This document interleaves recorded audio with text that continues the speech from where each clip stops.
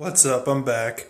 As you can tell, the video is a bit different, and that's because I'm trying something a bit new after a chunk of my video that was originally supposed to be like 1, 2 videos short, wasn't really supposed to be much anything at all, kind of went on, and I lost some of the video in editing and post when I was trimming it.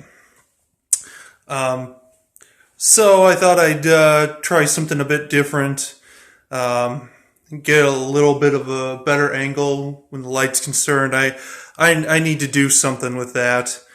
But I don't know, maybe it'll help, maybe it won't. I'm not entirely too sure. Just have to see what it looks like after I post it. So, I kind of got off onto a whole thing that's not even really about the main portion of the story that, I've been trying to lead up to. So this will be the last video, or at least I'm going to strive for it to be the last video, because I don't have much time until I gotta go to another game. So I'm continuing my very first, hang on, my very first Star Wars game, D20 system. So it's been awesome so far, definitely has gotten me a bit back into Star Wars. I suppose I should just get this out there. I'm an original trilogy kind of guy. I don't like any of the other movies. Okay? So just throwing it out there. I don't like the prequels. I don't like the new bullshit that Disney's tossing out like it's nobody's business. I'm kind of a Star Wars Puritan, so yeah. Anyways, to make a long story short, we go down into this woman's house, find out that her husband has been turned into a monster, pseudo rescue her from him, to where she has to stop us from killing him. We find out that they've owned this property for quite a while, and that she's kept him down there in the hedge garden maze section of this 3-level mini dungeon, which is on the 2nd floor. And she basically implies that she created this little hedge maze to give him some kind of privacy and to allow him something other than just a drafty fucking cobblestone-esque, dungeon thing that because he's got to live there, right? So give him something to, live in that's halfway decent. And,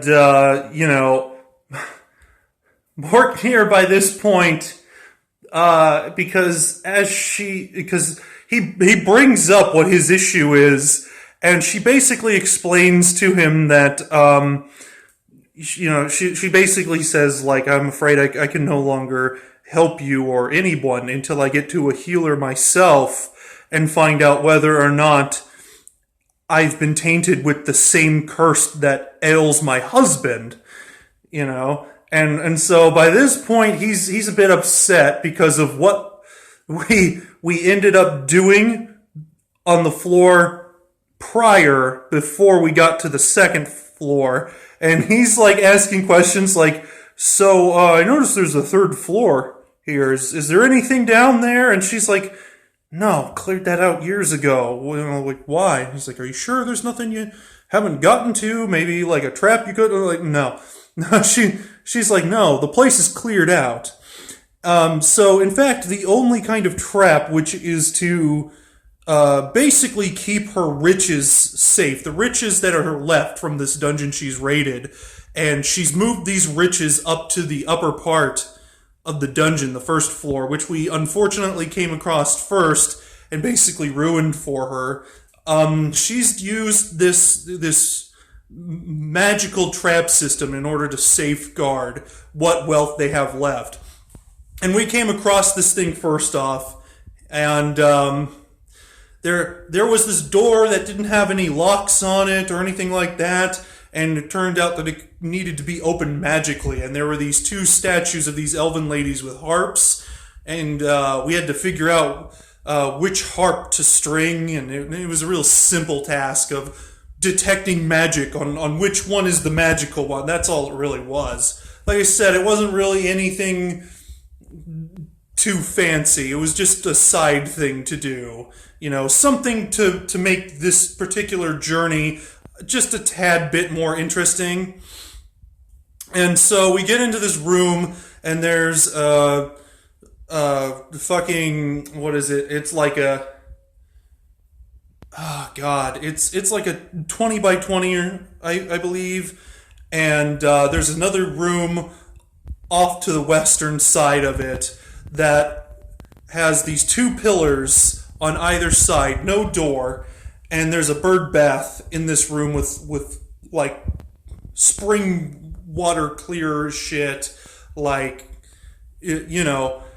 just like water that is so pure it sparkles or some shit, right?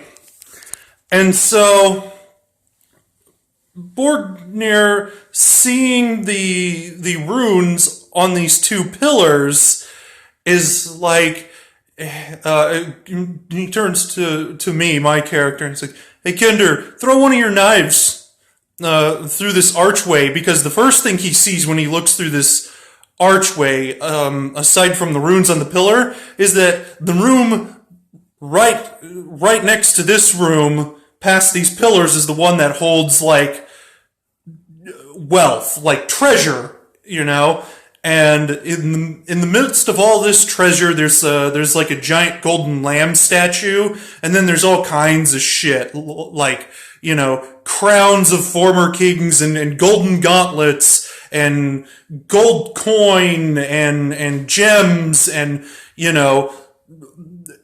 golden amulets and necklaces and shit. It's a huge stash, and so, of course, we're wanting it. And so he's like, "Kinder, throw your knife." And I'm like, "All right, fuck it." And I take out one of my throwing knives and I throw it past there.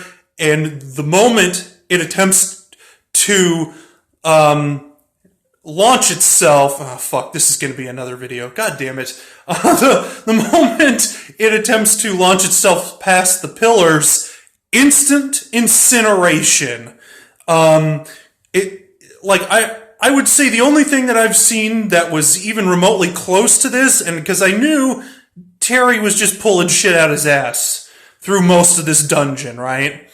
This little mini dungeon. But, we didn't care. It was, like I said, a mini dungeon. It was small. It was like whatever, right? It's just something to be interesting and neat. But, like, the closest thing I would have to say that I've seen to this is like the prismatic wall, except there are no like colors. And I guess like I could probably explain a prismatic wall, but I'm not even going to bother.